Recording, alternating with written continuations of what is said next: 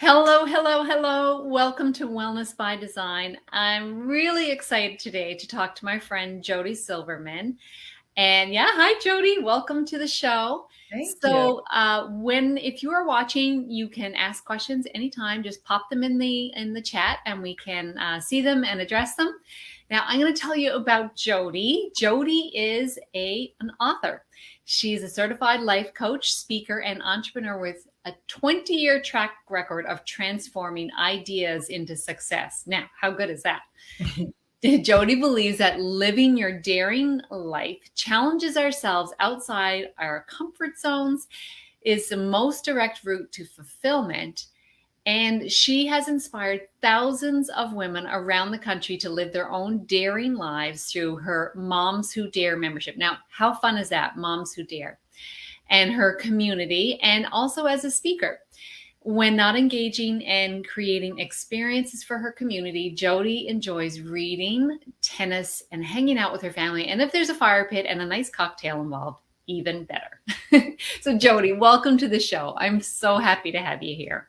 Thanks, Jane. I'm so happy to be here too. I love talking to other amazing women and coaches, and it's just fun stuff. Yes, I agree. I agree. It is fun. We always have such great conversations. One of the first things I love to ask people is what drew you into this line of work? You've been doing it for 20 years. What was the thing that's made you say, I want to create Moms Who Dare? I know there's a need out there. So let's hear about it. Well, actually, I only became a certified life coach in 2015. Okay. The 20 years of successes, I started out in sales and in corporate America, left there, started my own business focused on commercial printing sales. And it was in 2015 that I became a certified life coach. And it was through my personal growth journey. It was actually saying yes to an opportunity when I realized that my children were getting ready to leave the house, leave the nest. And I realized, like, okay, so when they leave, I'm going to be selling commercial printing.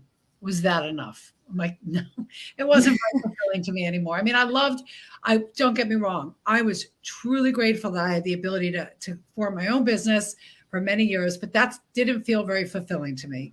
So just by asking that question, Jane, allowed me to say yes when I was presented with a different business opportunity in the direct sales, multi-level marketing industry, which opened up the doors to a whole world of personal growth and development.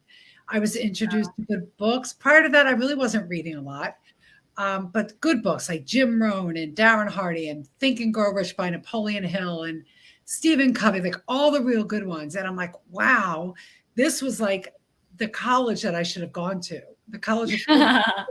Yes. College wasn't really my thing. The fun part was, but school was, and I struggled a lot. And when I said yes to the opportunity that allowed me to then really dive into the personal growth industry, I was introduced to coaches. The business that I was part of would bring in a life coach to talk to us at our Women of Power events. And I started to think, like, if I could really learn those skills of what life coaching teaches you, it could probably help me even be a more effective leader in my business. And it was during that time that I realized I had been doing daring. I didn't know it was daring. To me, it was like I was doing scary new things and doing them scared, but it was excited at the same time because, fear and excitement can feel the same. And I realized in that moment that all my friends were getting ready to experience the loss and the sadness of our first child, or for some of them, their last child going off to college or going out into the world. And I didn't want them to be sad. I wanted them to feel what I was feeling. I wanted them to feel what it was like to discover new things in your life. And so I decided that I was going to use my life coaching to support other moms entering into the empty nest. Now it's empty nest midlife because they're interchangeable. Yeah.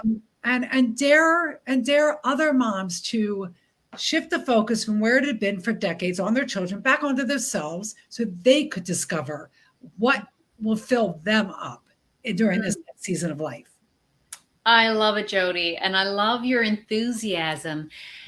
As you talked about your old business, I could tell it just wasn't lighting you up. But here you are talking about this new thing that you're doing, helping women navigate this time of their life, which is often very stressful. It's often a time, I know from my own experience and a lot of other women that I talk to, it's a time when a lot of health challenges come up as well. Yes. So there's a lot going on, and it's like finally, almost like a little bit of a letdown. When people think, okay, I finally got my time to myself, but what do I do? What do I Yes. do? Do you see that with the women in your audience? Oh, all the time. I mean, so we have, like you mentioned, I have the community Moms Who Dare, which is a Facebook group. And then you mentioned the membership. I have the Double Darers, Moms Who Double Dare. It's got to be a little bit of fun. My members, but almost, Jane, I would say 8 out of 10 women who find the Facebook group and join. And when you have a Facebook group, you ask a few questions to make sure that the people joining are the right match for the group, and that you understand what the right match is looking for. And one of the questions that we ask, what's your biggest challenge during either empty nest or midlife, whichever resonates? 8 out of 10 say finding a new purpose, finding new ideas of new things to do, because our lives as moms are so centered and full around our kids. And I mean, throughout their whole lives, but those last years in high school, there's a lot of focus on our children. If they're going to go off to college, it's getting them there and babysitting them while they go through that process. And so when they end up dropping them off at college move-in day, most moms are left wondering, now what? Now what do I do?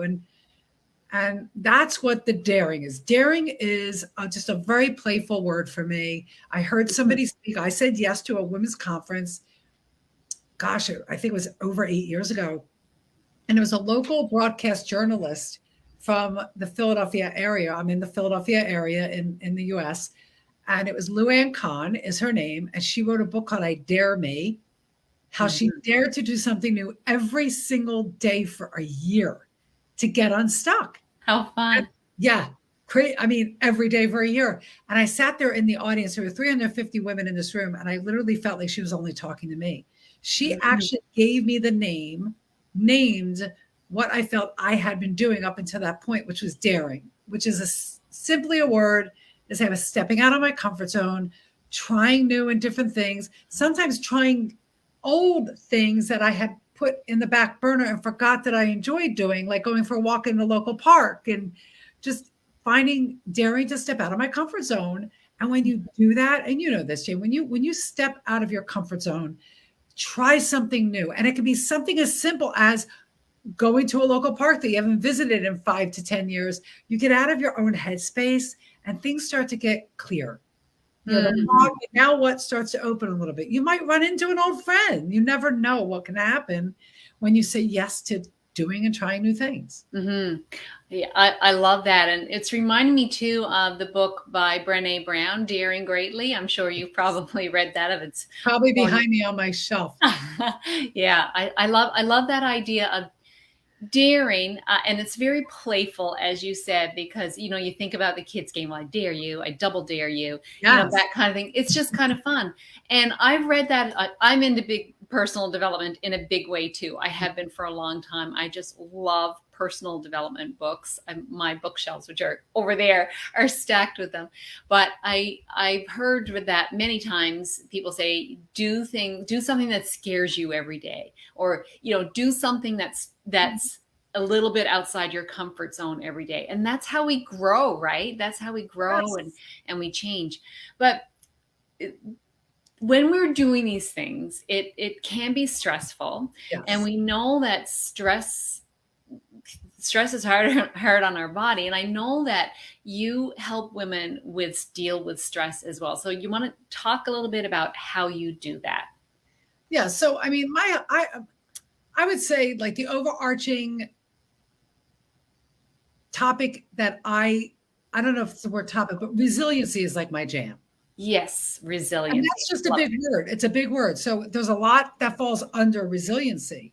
Mm-hmm. And part of resiliency is learning how to reduce your stress. And I know I'm preaching to the choir here. I'm talking to the one and only wellness engineer here. And I say, first of all, if the thought of doing something new and different stresses you out, grab a wing woman, grab a fellow mom. Like that's how I mean, if you are scared to do something alone, who likes it? Sometimes things are fun to do alone. I love going walks by myself. But if you're that person and you're just starting out with trying new things, find a friend. Dare your friends. Say, look, let's dare together.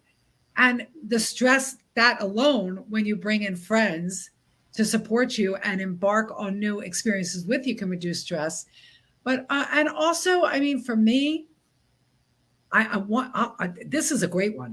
I found a strategy to calm my mind and calm my anxiety and stress when I was working at my computer all day, creating content. And I just happened to fall upon it. I realized, I forget where I was, but I realized it was like calm meditation, like music in the background, call it elevator music. And I realized that I was feeling really calm and kind of like just chill when this music was going on. So I put an Amazon Alexa in my office. You don't have to, you can pull up Pandora on your browser. And a big thing for me to help calm my stress, I put calm meditation radio on my Pandora. And I find, without even realizing, my heart rate slows down, my stress level slows down, my focus is increased.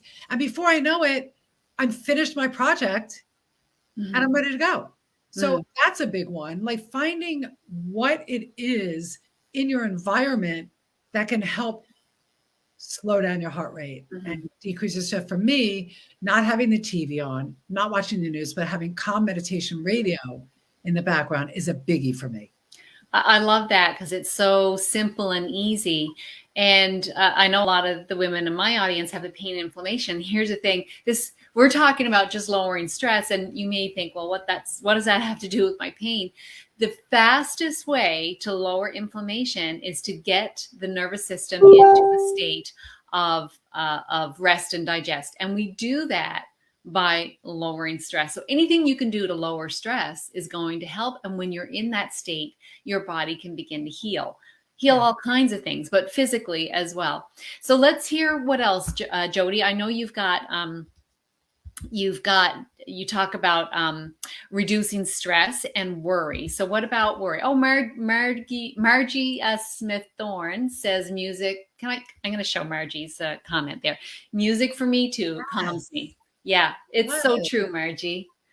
Okay, so what about worry? Kind of like a zone.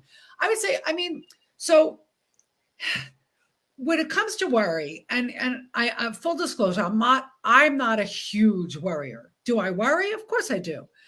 And I think the best thing for worry, because worrying is you're worrying about something that hasn't happened yet. If you're worried about something, it's usually about something that hasn't happened. You're anticipating. And the first thing is to ask yourself a question is, how is thinking about what might happen serving me in this moment?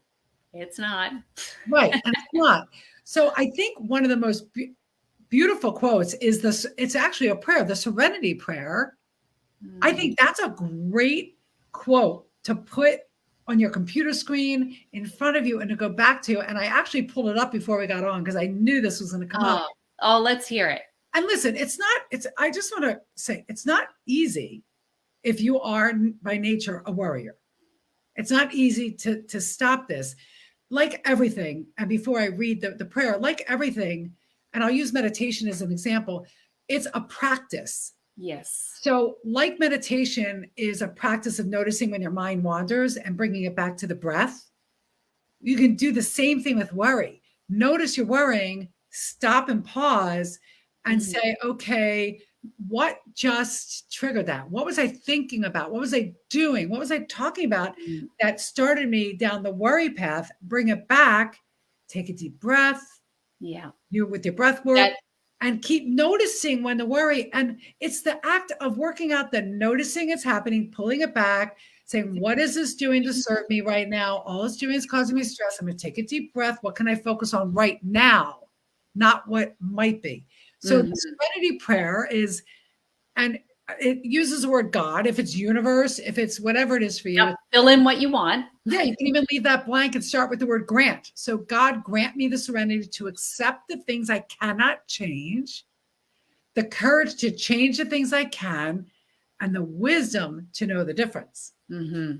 Yeah, that's so powerful. And again, if you're naturally a worrier and it's just something that you've always done, be kind to yourself. You're not going to just wake up one day and make a decision. I am no longer going to worry. It doesn't work that way. Everything in our, and you know this, everything about our mindset, whether it's worry, whether it's self-talk, learning to accept the situation for what it is and not trying to change something you know you can't change. All that takes practice, and it all starts with being self-aware and noticing. And the first act of making any real change in the decreasing of your worry is to notice when you're worrying. Exactly. Awareness. And even, keep a notepad and pen and write down what it was you were worrying about. And I love the whole, what were you doing right before the worry entered your mind? Because usually there's a trigger. Then when you can identify the triggers, that's even like you've crossed a little bit more of the line. Yeah. Even recognizing how to maybe avoid the triggers. One of the comments here says, I'm a worrier. I'm by nature a worrier. It's hard to change that. And yeah, it is. But, we can change. All of us can change. Yes. And it does start, like you said, with awareness, Jodi. And that's really key to any habit change that we want to make. Yeah. But also, I think it's really empowering to know that really we are the people, we are the ones in control of our thoughts. And, sometimes things like, yeah, but I can't stop my thinking, but you can. It's just a habit and a practice. Yes. So really, really glad that you said that it is a practice. And also another thing that you said there is about not being hard on ourselves when we notice what we're doing, or even thinking back and saying, I've spent years worrying and now look what I've done, that kind of thing. Don't be hard on yourself. Be kind to yourself. That's a great starting point too, is just start by being kind to yourself. And just, think about some of the worry is like, it's just like a little childlike thing that's comes in, and you just sort of acknowledge it and send it on its way again. Yep. Okay. So we've talked about lowering stress and the worry, and, you also talked about increasing confidence. So let's dive into confidence next. All right. Before we do, can I just say one other thing about absolutely. Worry and stress. One of my biggest things that I shared, and I have a friend who leaves the news on 24/7. Turn it off. Oh, just really and what you said, Jane, that we have more control over our minds and what we feed and nourish our minds. Mm-hmm. Just like you wouldn't sit, even though we might want to sit and eat a bag of chocolate every day, we wouldn't do it because eventually we'd be really sick. We physically would be sick. Yeah.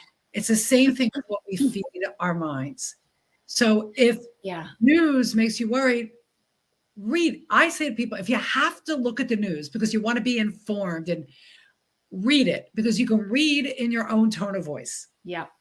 Oh, and it's really important, that point that you're making there, Jodi, that the visual of the news really sticks in your brain. Our brain thinks in pictures even more than words. So if you're looking at the visual of the news, or even, like I would say, even frightening movies, or scary, nasty movies, like those visuals really stick in your mind. So again, like I love what you suggested there about just read the news.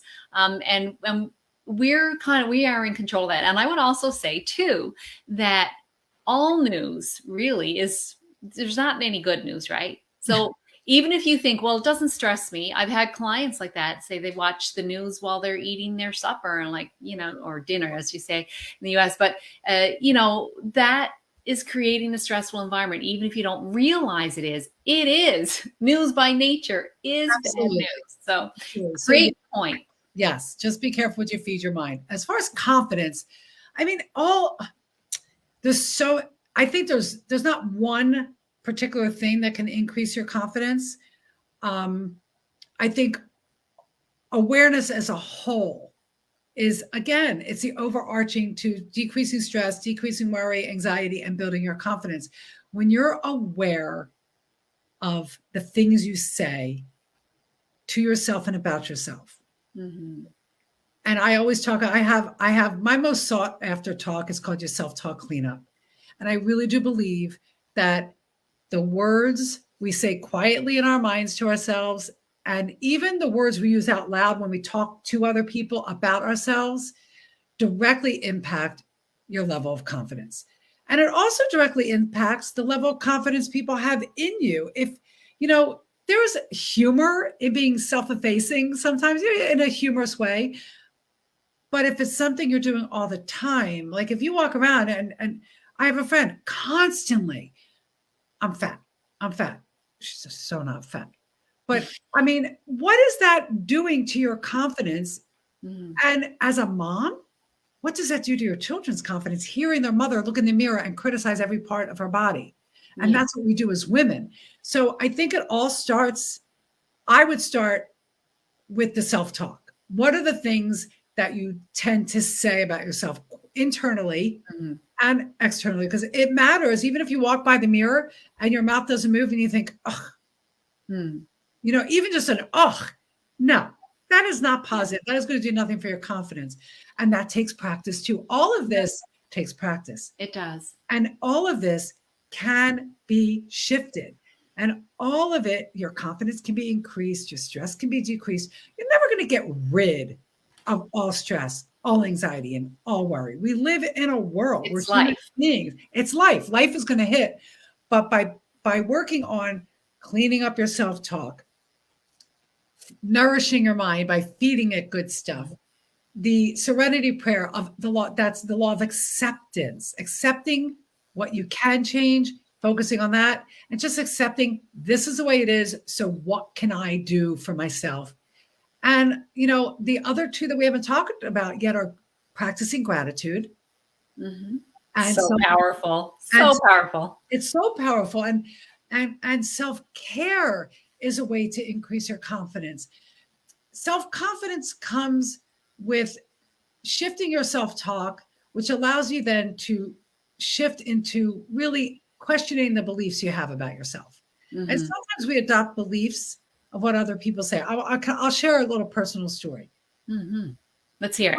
My family, I am very high energy. I'm also very fidgety. I have a hard time sitting still. And I was told my whole life, you're so nervous. You're such a nervous person. I never felt nervous. Until somebody told me I was nervous, then I would feel like I'm not nervous. I'm fidgety. I'm very high energy. I have a hard time sitting still, but I never felt nervous. That's a whole different. But I grew up thinking, oh, I'm a nervous person. Because I was told. Right. Somebody else named it for me. So that was a belief that I had, and that affected my confidence a little bit. And I had to understand the self-talk and say, do I feel nervous? Like, does that really resonate with me? When I started to, and that took me years. I was in my 40s. I'm 55. I was in my 40s. It took me years to really understand that was something somebody else decided I was. Mm-hmm. I'm not nervous. I'm fidgety. I apologize. If I go to the theater, I apologize to the person sitting next to me. I said, I'm sorry, I move a lot, but that's something that's me. That's just me. So understanding who you are. Yeah. And challenging the things that you are believing about yourself and asking, is this something that I really feel is true about me? Or is this something other people have decided for me? And powerful to help boost your confidence. Because once I thought, I'm not nervous. I'm just a fidgety person. Okay, I own it. Now I'm confident in myself and I'm not worried about how it appears because I am. I'm just fidgety. So many people don't realize that, well, a belief is just a thought you think over and over again. And so many of those beliefs were formed before the age of 7 by things other people said. And it could have been coming from it was coming from their limited life experiences. Yep. So, I think that's beautiful what you said. Look, like what are my thoughts? Yeah. These thoughts that I'm having over and over again. And where did they come from? And do I want it? We don't have to own any of those thoughts if we don't want to. There may be some work that you have to do to get rid of them, but totally possible. Yeah. And the other thing you said there, it was really important, Jodi, was the the words we say over and over again, and how we speak to ourselves, because we have a conscious mind, but we also have a subconscious mind, and the subconscious mind takes everything every thought that we have in our conscious mind literally. So I know you know this too, right? It takes it literally. Oh, So yeah, I mean, I see this in one of my clients, one of the women in my wonderful fine group. I know she hears this, she'll laugh, but she had a pain in her hip all the time, and she used to say, she joked around, right? I'm my own pain in the ass. I'm my own pain in the ass, and she'd say it over again and laugh. And I said, well, you know what? You are telling your subconscious mind. I know you're funny, and it is funny, but you're sending this message to the subconscious mind, and eventually it goes, okay, yeah, you want a pain? yeah. You got a pain. Oh, yeah, still there. So we be very careful about the thoughts that you're thinking and the things that you say. There's an expression that says words become worlds, right? The words you use become your world. So really important. Write that down. It was the title of Words Become Worlds. It was the title of one of our mind body sessions in my health coaching program. Every month we had several mind body medicine lessons, and that was the title of one. I just loved it. Words Become Worlds. I'm like, okay, what world do I want to have? Let's make sure I'm using the words that match up with the world I want to have. Absolutely. And you can be playful and be a little funny at times, but that was a really good story you shared. And I love when you said it, because the self-talk cleanup challenge that people like, it's all about I am. And you said it, the subconscious mind believes whatever comes after I am. Yes. So wouldn't you rather your subconscious mind believe that I am beautiful, I am loved? And, I get challenged a lot. Whenever I speak about the self-talk cleanup, there's always somebody who says, but what if you really don't believe it? And and you can read you can Google this. There's so much research about this. Positive affirmations that begin with I am. The more you say positive affirmations, whether you believe in it 100% or not, eventually they begin to stick, and they begin to push out the negative to make more room for the positive. And I love what you said, because I think the statistic that you were saying, it was in Jack Canfield's book, The Success Principles. I think he said something like, we have over 40,000 thoughts a day, and 80% of them are negative. I know, it's blows my mind. And the majority of them are subconscious.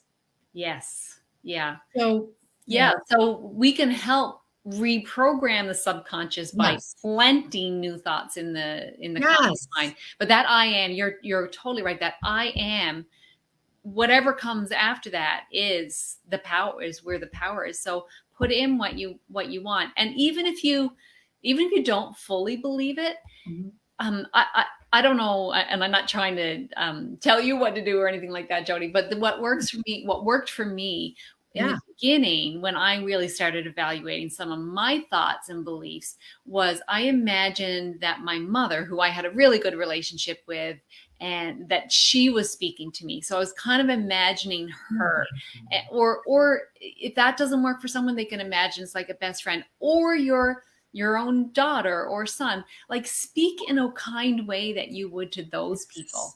And that can help kind of bridge it a little bit in the beginning until you start to feel better. And you go like, I am amazing. I love that, Sujat. That's a great one. I'm going to use that. That is like, imagine that your best friend is talking to you. Yeah. And how you would talk to them. And I would also, so the other thing also is, if you're struggling, like, I would challenge and dare anybody here who listens to this to get out a piece of paper and pen and write 5 I am statements. And it's I am, boom. It's not I am going to be, it's I am, boom, whatever that is. I have my original I am statements, 11 of them, up on my magnetic board to my side here, from my coach over 10 years ago, when she stopped me 20 minutes into our coaching call and said, we need to work on your self-talk, because the words you're using are not really working for you. And I was shocked, because I was pretty positive.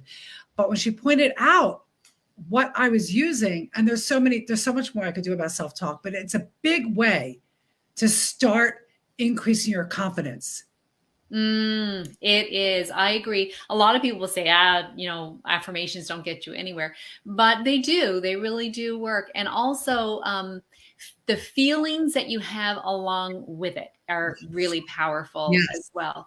Like, as I said, for me, and I thought about how my mother would feel, like the love that I would feel. So generating the feelings gives them even more power. It's like exponential then, right? Oh my God, I love it. You are so talking my language. I Yes, know, that's why we're friends, Jodi, because I we know, because it is. I always say, like, how do I want to feel today? yes. How do I want to feel? Do I want to feel empowered? Do I want to feel calm? Do I Mm. want to feel, sassy? How do I want to feel today? I love that. But yeah, What am I going to do to make me feel the way I want to feel? yes. And I'm gonna, Oh, for those naysayers out there that have been resisting affirmations, here's a good question. What if? What if it works? what have you got to lose? Try it for 7 days. See how you feel. Pick one affirmation. Put it on a 3x5 card. Post it all over. I used to put affirmations all over my house. My family made so much fun of me. They would read the affirmations out loud, making fun of me. But yet, what they didn't realize, and I'm a spiritual person, every time they read my affirmation, they were putting it out to the universe for me. I So, love that. what if just by repeating one simple I am statement could shift something in you a little bit after 7, 10, 20 days? What if? Mm. Try it. You got nothing to lose. Oh my goodness, Jodi, this has been such a great conversation. We've already gone over the 30 minutes. So Oh my gosh. Okay. I want to come back to, so I know you teach these in a course. You want to talk a little bit about that? Yeah. So I have a 12 weeks to a more resilient you. It's a 12-week group coaching program. So there's pre-recorded modules and then a bi-weekly live Zoom in a group format. That starts in January. And I also have something happening in December that's free. If Yep. everybody wants to reduce stress and worry and be less reactive to that annoying relative during the holidays, Ooh, good one. right? We all have one. I have a free 5-day meditation challenge. We're going to get together live every day, do a 20-minute meditation. If you can't tune in at the time, it's going to be it's a live, so it's recorded like this, and come back, and we're going to challenge each other every day to take 20 minutes, and it is a meditation by Deepak Chopra about relieving stress and anxiety. Oh, perfect. Okay, I'll share the links in the chat afterwards so that people can sign up. And I always have. Where can people find you? What's your contact? JodiSilverman.com. Everything you need to know about me is there, and there's even a free resource for the self-talk cleanup there. Oh gosh, that's perfect. JodiSilverman.com. So I'm going to share all your links in the show notes. But I have one last question. I always ask all of my clients is, what's one action someone could take today to improve their health? What would you say to that, Jodi? I would say take time every day to get outside and just breathe. Beautiful. So simple, right? So simple. Step outside and take the breath work you've learned from Jane and take 2 to 3 really deep breaths out in nature. Notice the trees, notice the sky, even if it's raining. Grab an umbrella or just stand there in the rain. But every day, get outside for a few deep breaths. Oh, that's so beautiful, Jodi. Simple and powerful on many, many levels. So I thank you so much for that. And I thank you so much for being a guest on Wellness by Design today and sharing all this beautiful experience you've had in helping women lower stress and get more confident and dare to be who they really want to be. Yes. Thank you, Jane. Thanks for inviting me. All right. Take care, everyone. Thanks. Thank you to everyone who's watched live and watching the replay or listening on the podcast. Thanks so much for joining in, and share this with someone who needs to hear it. All right. Thanks very much. Bye. Bye.